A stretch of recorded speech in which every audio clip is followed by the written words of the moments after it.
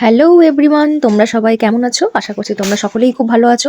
Welcome to our YouTube channel. তো চলো আজকে একটা ইম্পর্টেন্ট টপিক, যেটা সিএচও আপকামিং এক্সামিনেশনে বা যারা কমিউনিটি জিএনএম থার্ড ইয়ারে পড়ছো বা জিএনএম থার্ড ইয়ার নতুন উঠেছো বা বিএসসি নার্সিংয়ে পড়ো, তাদের জন্য খুবই ইম্পর্টেন্ট। আজকের টপিক হচ্ছে ডিহাইড্রেশন। তো ফার্স্টে আমরা দেখে নিই ডিহাইড্রেশন বলতে কি বুঝি। কথার মধ্যে কিন্তু অ্যান্সার লুকিয়ে রয়েছে। ডিহাইড্রেশন বলতে কি? হাইড্রেশন নয়, মানে কি যে হাইড্রেশন কমে গেছে। কখন হয় এই হাইড্রেটেড ফিলটা? কখন হয়? যখন আমাদের পর্যাপ্ত পরিমাণে জল আমরা খেয়ে থাকি, মানে জল পান করে থাকি, বা এটাও বলতে পারো যখন আমাদের অতিরিক্ত পরিমাণে ফ্লুইড লস হয়ে যায়, সে সময় কিন্তু ডিহাইড্রেশন হয়। আর হাইড্রেশন বলতে কি? যখন আমরা পর্যাপ্ত পরিমাণে জল পান করে গিয়ে থাকি এবং কোনো প্রকারের কোনো ফ্লুইড লস হয় না, সেই ক্ষেত্রেই বলা হয় কিন্তু হাইড্রেশন। আর ডিহাইড্রেশন কখন হবে? যখন হাইড্রেশনটা হবে না, মানে কি পর্যাপ্ত পরিমাণে জল পান কেউ করছে না, ঠিক আছে, বা ফ্লুইড লস হয়ে যাচ্ছে। তাহলে আমরা যদি ইংলিশে একটু সহজ ভাষায় বলতে যাই একটা ইন্ট্রো দিয়ে, তাহলে কি হবে? ডিহাইড্রেশন ইজ, কখন হচ্ছে dehydration means lack of enough water in the body, ঠিক আছে, lack of enough water in the body due to less intake or more fluid loss, ঠিক আছে। তো lack of enough water in the body মানে কি হচ্ছে? যে পর্যাপ্ত পরিমাণের কেউ জল পান করছে না বা যা শরীরে থাকছে না। কেন থাকছে না? ডিউ টু লেস ইনটেক, কেউ হয়তো পর্যাপ্ত পরিমাণে খাচ্ছে না, মানে অল্প পরিমাণে জল পান করছে, তাই জন্য হতে পারে ফ্লুইড লস, মানে এনাফ ওয়াটার থাকছে না। আরেকটা কারণে হতে পারে যে মোর ফ্লুইড লস, মানে কি মানে যতটা পরিমাণে জল খাচ্ছে তার থেকে বেশি জল বেরিয়ে যাচ্ছে শরীর থেকে। এইরকম সিচুয়েশন হয়ে গেলেই তাকে কিন্তু বলা হচ্ছে ডিহাইড্রেশন, বা এক কথায় আমরা ডায়রিয়া হলেও কিন্তু ডিহাইড্রেশন ফিল হয়। তো চলো আজকে এই ডিহাইড্রেশনের কয়েকটা ক্লাসিফিকেশন রয়েছে, 3টে ক্লাসিফিকেশন রয়েছে এটার, যেটার নাম হচ্ছে সিভিয়ার ডিহাইড্রেশন, ঠিক আছে, সিভিয়ার ডিহাইড্রেশন। আরেকটা হচ্ছে সাম ডিহাইড্রেশন, আর যেটা মোর সিরিয়াস সেটা লেস সিরিয়াস সেটা হচ্ছে নো ডিহাইড্রেশন। তো এইটা হচ্ছে তোমার তিনটে টাইপস, ক্লাসিফিকেশনের হচ্ছে 3টে টাইপস। মোর সিভিয়ার যেটা, সেটা হচ্ছে সিভিয়ার ডিহাইড্রেশন। তো এই সিভিয়ার ডিহাইড্রেশনে তাহলে কি হচ্ছে? যে presence of at least 2 of the following science. তাহলে কি বলছে? মানে এই যতগুলো সাইন রয়েছে, সিভিয়ার ডিহাইড্রেশন কখন বলবো? যখন এই 4টি সাইনের মধ্যে যখন একটা থাকবে। তাহলে কি কি দেখে নেওয়া যাক। ফার্স্টে হচ্ছে কি সিভিয়ার, আমরা তার সিভিয়ারের আগে আমরা ফার্স্টেই নো ডিহাইড্রেশনটা দেখে নিই, তাহলে আমাদের নিজেরও বুঝতে সুবিধা হবে। তো চলো, নো ডিহাইড্রেশন মিনস কি বলছে? যে not enough signs to classify as some or severe dehydration.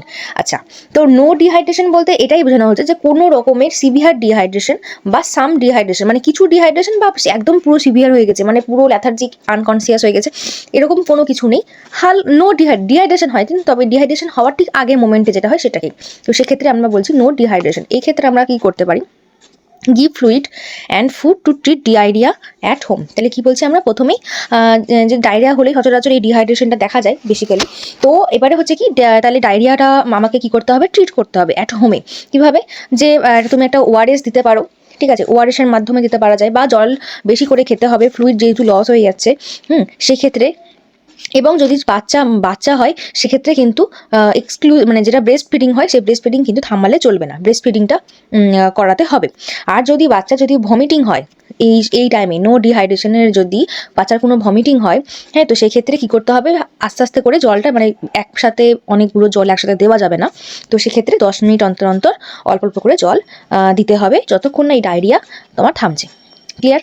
আচ্ছা, তারপর দেখো, advise mothers to return immediately if the child has any of the following signs, not able to drink or breastfeed, become sicker, develops fever, blood in stool, আর হচ্ছে কি drinking properly. তাহলে এখানে কি বলছে? যে আমরা মাকে কিন্তু আমরা এভাবেই অ্যাডভাইস করতে পারি মাকে, যে যদি বাচ্চা, যদি বাচ্চা কি, আমরা কি বললাম যে নো ডিহাইড্রেশনে কি করতে হবে? আমাদের কিন্তু বেশি করে জল পান করতে হবে, এবং যদি বাচ্চা হয় সেক্ষেত্রে কিন্তু ব্রেস্ট ফিডিং করাতে হবে। তো যদি বাচ্চা এখন ব্রেস্ট ফিডিং করতে না পারে বা জল না খায়, ঠিক আছে, যদি স্টপ করে যায়, এগুলো যদি না খেতে পারে, সেক্ষেত্রে তাহলে কি হবে? সিক হয়ে যাবে, দুর্বল হয়ে পড়বে, আরও উইকনেস হয়ে পড়বে। এবং তাছাড়াও যদি বাচ্চা যদি দেখা যায় যে স্টুলে ব্লাড, ঠিক আছে, স্টুলে ব্লাড যদি দেখা যায়, বা প্রপারলি যদি ড্রিঙ্ক না করে, সেক্ষেত্রে কিন্তু আমরা কি করব? মাকে অ্যাডভাইস দেবো যে রিটার্ন যাতে ফলো আপে চেক আপে করে, এবং follow up in 5 days if not improving. তারপরেও যদি ইমপ্রুভ না হয়, সেক্ষেত্রে আমরা মাকে বলতে পারি যে ফলো আপ চেকিং। তো এরভাবেই কিন্তু আমরা এই নো ডিহাইড্রেশনটা আমরা কিন্তু ম্যানেজ করতে পারি।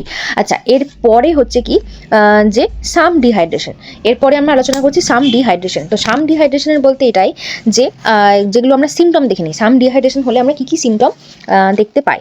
দেখো, রেস্টলেস থাকছে, ইরিটেবিলিটি থাকছে, সানকিন আই, আমরা সবাই জানি ডিহাইড্রেশন হলে, ডায়রিয়া হয়ে গেলে ডিহাইড্রেশন হবে, এবং এই ডিহাইড্রেশনের ফার্স্ট সিমটমের মধ্যেই কিন্তু এরকম পড়ে, এগুলোই পড়ে, সানকিন আই, ঠিক আছে। আচ্ছা, ডিংস ইগারলি, থার্স্টি হবে, আর হচ্ছে কি স্কিন পিঞ্চ গোস ব্যাক স্লোলি। তোমরা বুঝতেই পারছো যে যখন আমাদের ডিহাইড্রেশন হয়ে গিয়ে হয় তো সেক্ষেত্রে কিন্তু এগুলোই সাইন সিমটম দেখা যায়। আচ্ছা, তো এইগুলো যদি হয় বা এগুলোর মধ্যে যতগুলো সিমটম বললাম, সাইন বললাম, সেগুলো সাইনের মধ্যে যদি দুটো বা দুটোর বেশি যদি হয়, মানে অ্যাটলিস্ট দুটো হতে হবে এর মধ্যে, সাইনের মধ্যে দুটো যদি প্রেজেন্স বাচ্চাদের মধ্যে দেখতে পাওয়া যায়, সেক্ষেত্রে আমরা কি করতে পারি? সেক্ষেত্রে ফার্স্টেই আমরা কি করব, যে give fluids or food for some dehydration. তাহলে প্রথমে আমরা কি করব, যে ডিহাইড্রেশনটাকে ম্যানেজ করব। ডিহাইড্রেশন ম্যানেজ করার জন্য আমরা কি করতে হবে, প্রথমে আমাদেরকে জল দিতে হবে এবং কিছু খাবার দিতে হবে, ঠিক আছে। এবারে জল দিতে হবে, বা এর মধ্যেও কিন্তু ওআরএসটাও পড়ছে, তাহলে ওআরএস দিতে হবে এবং মাকে শেখাতে হবে কীভাবে ওআরএসটা আমরা প্রিপেয়ার করতে পারি, বা ওআরএস যেরকম প্যাকেটে পাওয়া যায় সেই হিসাবেও কিন্তু করা যেতে পারে, ঠিক আছে। এবং যে ব্রেস্ট ফিডিং রয়েছে সেই ব্রেস্ট ফিডিংটাও করাতে হবে। চলো আমরা আসছি আস্তে আস্তে করে। এবার দেখো, if the child has a severe classification, ঠিক আছে, মানে এই সাম ডিহাইড্রেশনের মধ্যেও যদি সিভিয়ার ক্লাসিফিকেশনের মধ্যে মানে একদম হাইস্ট রেঞ্জের মধ্যে চলে যায়, সেক্ষেত্রে কী করতে হবে, রেফার আর্জেন্টলি, ঠিক আছে।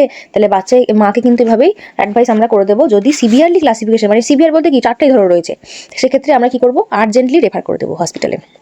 With the mother giving frequent sheep ORS on the way. যতক্ষণ না পর্যন্ত নার্সিংহোম বা হসপিটালে যাচ্ছে না, ততক্ষণ পর্যন্ত কি করতে হবে, ওআরএস কিন্তু মানে একদম কন্টিনিউ করে যেতে হবে। Advice the mother to continue breast feeding, ঠিক আছে, বলে তো দিলাম যে ওআরএস হোক বা ব্রেস্ট ফিডিং হোক, কন্টিনিউ যতক্ষণ না আনটিল একদম পৌঁছাতে পারছো, ঠিক আছে। দেন দেখো, advise mother to return immediately if child has any of the following signs, not able to drink, breastfeed, become sicker, develop fever, blood in stool. যে এর আগেও আমরা বললাম নো ডিহাইড্রেশনে, হ্যাঁ, যদি এগুলো থাকে সেক্ষেত্রে তো আমাদেরকে আমাদেরকে রিটার্ন হতে হবে, মানে ইমিডিয়েটলি আমাদেরকে চেক আপের জন্য আমাদেরকে আসতে হবে হসপিটালে। তো সেক্ষেত্রে আমরা অ্যাডভাইস করতে পারি মাকে, এবং follow up 5 days if not improving. তারপরও যদি ইমপ্রুভ না হয়, সেক্ষেত্রে আমরা কী করবো, 5 দিন পরে ফলো আপ চেক আপ করবো। আচ্ছা, এরপরে দেখো সাম সিভিয়ার ডিহাইড্রেশন। তো সিভিয়ার ডিহাইড্রেশনের মধ্যে কি কি দেখো, এই 4টা সিমটমের মধ্যে মিনিমাম 2টো তো হতেই হবে, যদি বেশি সিভিয়ার হয় সেক্ষেত্রে দেখো ল্যাথার্জিক, আনকনসাস। আমরা সবাই জানি যদি সিভিয়ার ডিহাইড্রেশন, সেক্ষেত্রে কিন্তু ল্যাথার্জিক হবে এবং আনকনসাস পেশেন্ট হবে। আচ্ছা, সানকিন আই হবে, not able to drink or drinking poorly, ঠিক আছে। স্কিন পিঞ্চ গোস ব্যাক ভেরি স্লোলি। আরেকটা সিমটম আমরা আরেকটা সাইন দেখতে পাই, দেখবে যে হাতগুলো পাগুলো দেখবে ঠান্ডা হয়ে যায়, এগুলো একটু এই সাইনটাও দেখা যায়। আচ্ছা, এখানে নেই। আচ্ছা, এরপর দেখো ট্রিটমেন্টের মধ্যে আমরা কি বলছি, দেখো if child has no other severe classification. যদি একদম যে খুব সিভিয়ার, ঠিক আছে, কোনো এর বাইরে যদি আর কোনো সিভিয়ার ক্লাসিফিকেশন না থাকে, সেক্ষেত্রে আমরা কি করতে পারি, সেক্ষেত্রে give fluids or severe dehydration. তাহলে কি করতে পারি, যে সিভিয়ার যেহেতু ডিহাইড্রেশন হয়েছে, মানে ল্যাথার্জিক হয়েছে, আনকনসাস হয়ে গেছে, হ্যাঁ, স্কিন পিঞ্চ আসছে না ঠিকঠাকভাবে, তো সেক্ষেত্রে আমরা কি করব, ফ্লুইড দিব, ওআরএস দিতে পারি। আমরা জানি যে ওআরএস দিব, এবং ওআরএস দেওয়ার অনেকগুলো নিয়ম রয়েছে, মানে আচ্ছা, আরেকটা দিতে পারি আমরা রিঙ্গাস ল্যাকটেট আরএল দিতে পারি 100 ml পার কেজিতে, এটা মাথায় রাখবে, এবং বা নর্মাল স্লাইন এনএস এটাও কিন্তু দিতে পারি অ্যাকর্ডিং টু এজ, ঠিক আছে, according to age, severe same হয় না। আচ্ছা, আরেকটা হতে পারে যে চাইল্ডকে কিন্তু আমরা এভরি 1 থেকে 2 ঘন্টা অন্তর অন্তর কিন্তু আমাদেরকে অ্যাসেস করতে হবে। যদি হাইড্রেশন স্ট্যাটাসটা যদি নট ইমপ্রুভিং হয়, ইমপ্রুভ যদি না করে, সেক্ষেত্রে কিন্তু আইভি ফ্লুইডস আবার আমাকে র্যাপিডলি চালাতে হবে, কন্টিনিউ করতে হবে, ঠিক আছে। এবং তার সাথে সাথে কিন্তু ওআরএসটাও আমাদেরকে মেনটেন করতে হবে। আচ্ছা, আর সেরকম কিছু করতে হবে না। আচ্ছা, এরপরে দেখো, বা if child has another severe classification, যদি আদার সিভিয়ার ক্লাসিফিকেশনের মধ্যে পড়ে, সেক্ষেত্রে কী করবো, মানে এর হালকার মধ্যে গেলে কিন্তু আমরা এরকম কিছু করতে পারি, কিন্তু যদি বেশি সিভিয়ার হয়ে যায়, সেক্ষেত্রে কী করতে হবে, আর্জেন্টলি হসপিটালে আমাদেরকে অ্যাটেন্ড করতে হবে, রেফার করে দিতে হবে। এবং with mother giving frequent sips or ORS on the way, এটাও বললাম। এবং অ্যাডভাইস আমাদের টু কন্টিনিউ ব্রেস্ট ফিডিং, আমরা আগে জেনে নিলাম।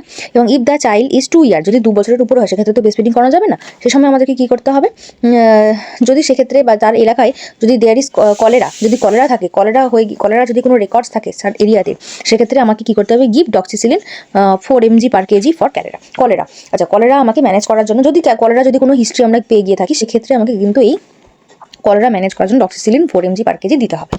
তো তাহলে আমরা কি আলোচনা করলাম? ডায়রিয়া। তাহলে প্রথমেই একটু শর্ট ফর্মে জিস্ট ফর্মে যদি বলতে যাই, তাহলে জিস্ট ফর্মে ডিহাইড্রেশন বলতে আমরা কি জানি? ডিহাইড্রেশন বলতে আমরা জানছি যে আমাদের শরীরে জলের পরিমাণটা কমে গেল। কেন কমে গেল? হয় আমরা জল পরিমাণে ঠিকঠাক করে পান করছি না, বা আমাদের ফ্লুইড লস অতিরিক্ত পরিমাণে হয়ে গেছে। এই দুটো কারণের জন্যই আমাদের শরীরে ডিহাইড্রেশন হয়। ক্লিয়ার? আচ্ছা, এই ডিহাইড্রেশন 3টে ক্লাসিফিকেশনের মধ্যে রয়েছে। ক্লাসিফিকেশনের মধ্যে ফার্স্টে আমরা যদি বলে দিই, তাহলে নো ডিহাইড্রেশন, কোনো ডিহাইড্রেশনের কোনো বেলায় নাই, শুধু একটু হালকা যেরকম উইকনেস দেখা যায়, মাথা ব্যথা ঘুরছে, এরকম কিছু হালকার মধ্যে, সেক্ষেত্রে আমরা অ্যাট হোমেই আমরা কিন্তু ম্যানেজ করে নিতে পারি ডায়রিয়াটাকে বা ডিহাইড্রেশনটাকে।